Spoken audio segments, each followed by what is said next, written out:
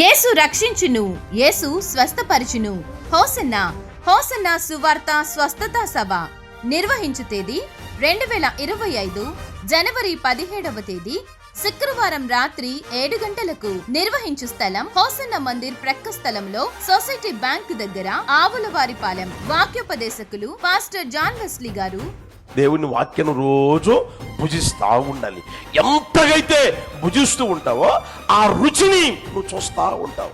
ఎంతగైతే రుచి చూస్తూ ఉంటావో అంతగా నీ కన్నులు ప్రకాశించునుగాక, అంతగా నీ వ్యక్తిత్వం ప్రకాశించునుగాక, అంతగా నీ కుటుంబం ప్రకాశించునుగాక, అంతగా నీ సంఘం ప్రకాశించునుగాక.